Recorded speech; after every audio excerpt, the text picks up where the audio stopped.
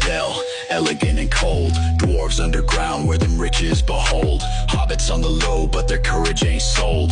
Orcs in the darkness, ruthless and bold. Ants in the forest, moving slow but tough. Saruman scheming his plans, looking rough. Wizards and wolves in the bluff. Frodo's got the weight, but the journey's never enough. Middle Earth hustling in the shadows thick. Got that ring on lock, don't let it slip. From the Shire to Mordor, we made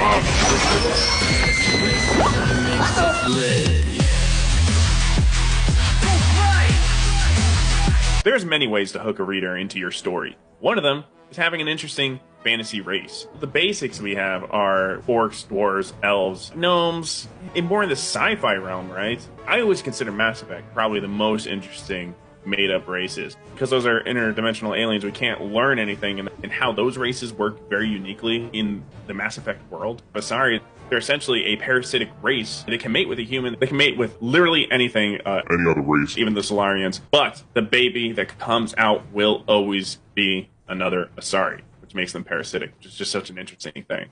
I'm glad you brought up Mass Effect bats, because the Krogans are one of my favorite. Another important distinction is the similarities between aliens and fantasy races in general, because I think they're basically the same thing.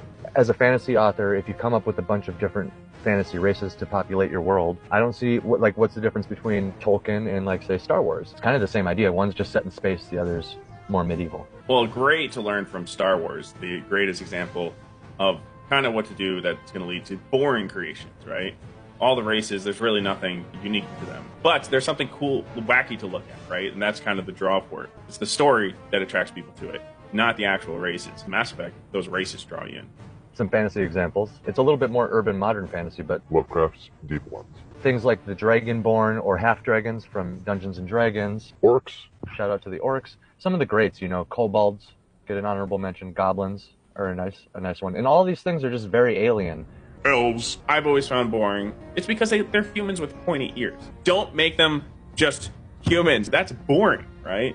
Which is the core of this video idea. Of course, great writers can take the elves from D&D and make them more interesting, but typically speaking, if you go into a game like Baldur's Gate, you're going to see the elves, and even how they're written. They're just humans. Yep. Yeah. If you think of non-human qualities, exaggerate them, just have them on some sort of level where they can still interact with humans. I think this is kind of actually goes back to Chewbacca, right? Is like, nobody understands what he says or anything, but he actually blends nicely into the world just based on people's reactions to him and stuff like that. Even though he's bipedal and humanoid, he's not human enough to, like, make us have that, like, uncanny valley type effect.